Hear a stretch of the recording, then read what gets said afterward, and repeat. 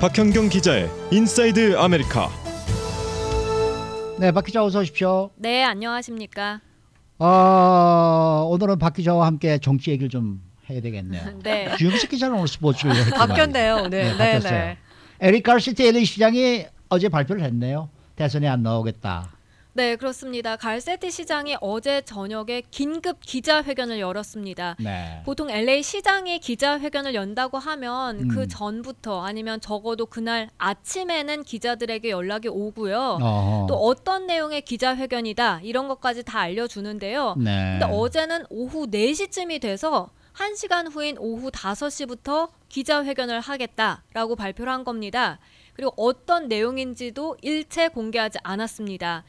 예, 통상적으로 또 LA 시장의 기자회견은 시장실에서 연락이 오거든요. 네. 근데 어제는 또 이상하게 시장실이 아니라 갈세티 시장의 폴리티컬 어드바이저, 정치 자문 역할을 하는 그 담당자가 연락이 온 겁니다. 네. 그리고 이제 기자회견이 있기 직전에 폴리티코가 기자회견이 대선 불출마 선언이 될 것이다 라고 보도를 했는데요. 실제로 기자회견에서 2020년 대선에 출마하지 않겠다라고 공식적으로 밝혔습니다. 네. 그래서 연초부터 민주당 대선 주자들이 잇따라 출사표를 던지고 있는데 예비 주자 중에 불출마를 공개적으로 선언한 건 갈세티 시장이 처음이었습니다. 네. 저희가 그동안 뭐 바쁘게 출장을 다녀서 분명히 대선 출마를 염두에 두고 있는 거다 그런 얘기 많이 전해드렸었는데 어제 뭐라고 얘기를 하면서 대선 불출마의 변을 밝힌 거예요? 네, 갈세티 시장은 어제 기자회견에서 I realize this is what I am meant to do 라고 밝혔습니다. 내가 반드시 해야 할 일이다. 그러니까 이 위대한 도시 시장으로서 날마다 깨닫게 되는 이 엄청난 기회, 또 출장 가서 느끼는 것들을 반영했을 때 지금 이게 내가 해야 할 일이구나 라고 알아차렸다고 설명했습니다. 여기가 내가 있어야 할 자리고 또 이곳이 바로 내가 일을 재밌게 끝낼 수 있는 위치라고 강조를 했는데요. 그러면서 자신이 또 하나 깨달은 게 있었다고 했습니다. 바로 내가 올드 패션이다. 그러니까 구식을 고수한다라는 건데 오늘 이 자리에서 이런 말이 좀 막연할진 모르겠지만 뭔가를 해야 한다고 목표를 세우면 그걸 반드시 끝내야 한다라고 한 겁니다. 네. 다시 말해서 LA 시장으로서 재임 기간을 마치겠다라는 뜻으로 해석이 됐었습니다. 제가 듣기에는 저는 이런 뜻으로 해석이 돼요. 제가 깜이 아닙니다. 네. 돌아다녀 보니까 느꼈습니다. 이렇게 된 건가요? 네. 갈세티 시장은 특히 대선 불출마를 결정한 계기가 또 따로 있었다 이렇게 얘기를 하지 않았습니까? 네, 바로 LA 통합교육부의 교사 노조 파업이었습니다. 30년 만에 첫 파업이었고 수업 일수로 엿새간 이어졌었는데요. 이 파업이 장기화되진 않을까 우려가 높았었는데 파업을 끝나게 만드는데 큰 몫을 했던 게 바로 갈세티 시장이었다는 평가가 있었습니다. 교육부와 교사 노조 사이 갈등을 시장이 직접 개입할 필요가 전혀 없는데 갈세티 시장이 중재 역할을 했었고요. 그게 합의를 이끌어냈다는 평가를 받은 거였죠. 그래서 갈세티 시장은 파업을 끝마치게끔 도왔던 게 자신이 LA에 더 남아 있어야 하겠구나 하는 결정적인 계기가 됐다고 밝혔습니다. 이 밖에도 자신이 시장으로서 이뤄낸 성과들을 어제 언급을 했는데요. LA시 범죄율이 감소했던 것, 그리고 또 2028년 LA 올림픽을 유치한 것 등이었습니다. 네. 그러면서 LA는 전국적인 페이스, 그러니까 전국에서 다뤄지는 주요 이슈에 비중 있는 영향을 미치는 도시다 라면서 워싱턴에서 결정될 수 있는 걸 저지할 수 있는 유일한 도시라는 걸 강조하기도 했고요. 앞으로 LA시 발전을 위해서 더 노력하겠다 이런 입장을 표명했습니다. 그런데요. 사실 에릭 가세티 시장이 대선에 출마한다는 그런 이야기는 아주 오래전부터 있어 왔잖아요. 그런데 갑자기 단순히 이 교사노조 파업 때문에 내가 마음의 결정을 내렸다. LA에 내가 해야 될 것들이 산자해 있다. 이렇게 결정을 내렸다는 게 조금 저는 의구심이 들긴 해요. 맞아요. 많은 사람들이 그렇게 생각하는데요. 갈세티 시장이 대선 출마를 처음으로 밝혔던 게 2년 전이었습니다. 그렇죠. 2017년 뉴욕타임스와 인터뷰에서 갈세티 시장이 직접 대선 도전 의지를 피력했었는데요. 당시에 몸이 바짝 달아서 가만히 있을 수 없는 민주당 차세대 대권 주자다. 민주당의 차세대 리더가 되고 싶다라고 말을 했었고 또 버락 오바마 이 전 대통령이 첫 흑인 대통령이 됐고 또 TV 스타 부동산 재벌인 도널드 트럼프 대통령이 예상을 뒤엎고 대통령에 당선된 걸 보면 나에게도 그런 기회가 있을 수 있다라고 밝힌 거였습니다. 그리고 그 후에도 실제로 대선 후보를 이어갔었죠.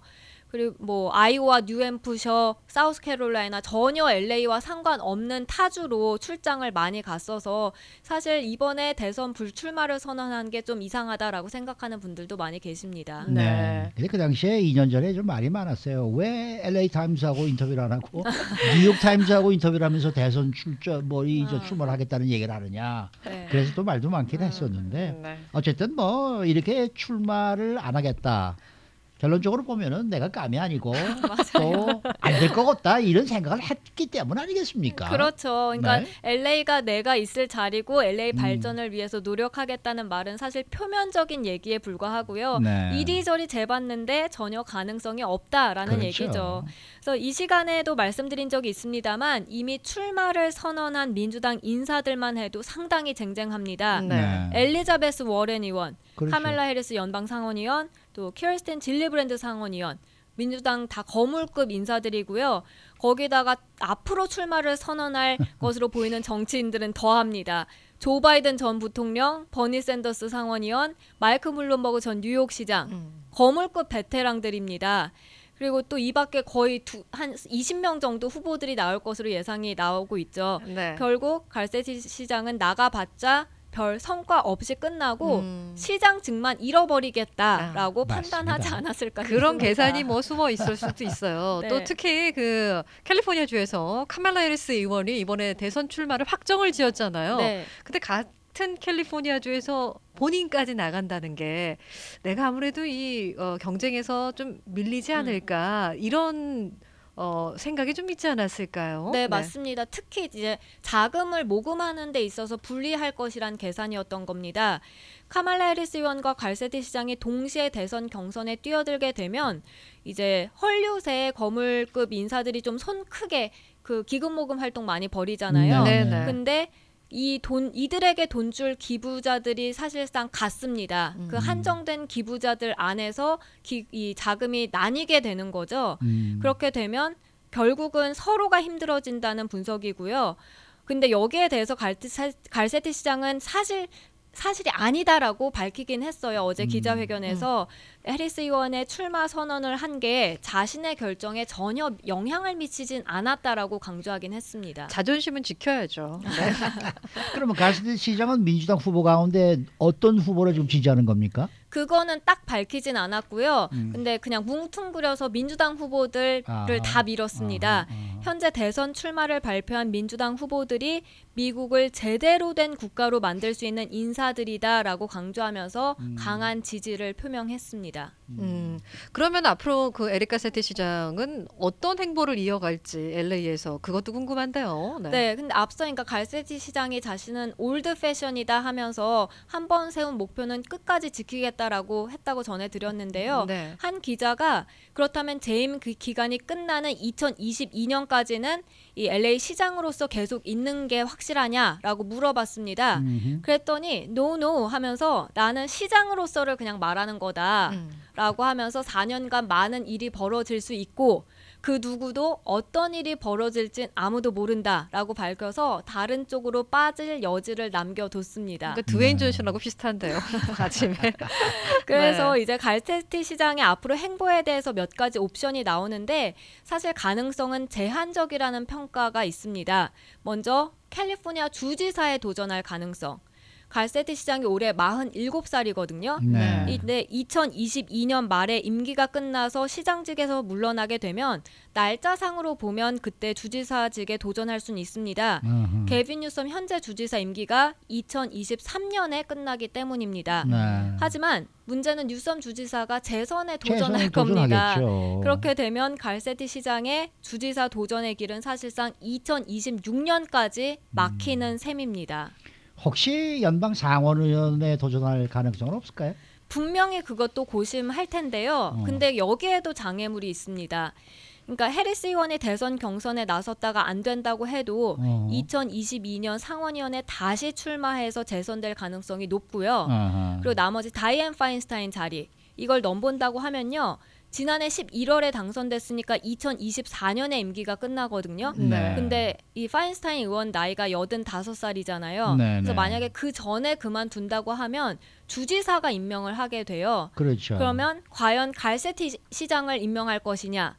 그렇지 않을 가능성이 더 높습니다. 네. 주지사가 임명한다고 하면 민주당에서는 알렉스 파디아 캘리포니아주 총무처 장관이 될 가능성이 높고요. 그분이 안 된다고 해도 안토니오 비아라의 구사, 리차드 리오르단, 탐 브래들리 이렇게 주지사 선거에 나섰다가 실패한 경험이 있는 이 후보군들이 우선시 될 가능성이 높습니다. 그래서 지금으로서는 갈세티 시장의 미래를 점치기는 좀 이른 감이 있는 평가입니다. 근데 정치인들이 한번 정치를 시작하면은 꼭 뭔가를 또 이어서 가려고 하지 않습니까? 네. 허브웨스 시의장 보십시오. 뭐 카운티 뭐 슈퍼바이저 나오러 또 나온다고 그러죠. 네. 갈세티 시장도 뭐 할 거 없으면은 연방 하원 의원이라도 도전하지 않을까 이런 생각이 좀 들기도 하고요. 아니면 주 상원 뭐 분명히 뭔가 합니다. 두고 봐야겠죠. 네. 수고 많으셨습니다. 네, 고맙습니다. 박현경 기자였습니다.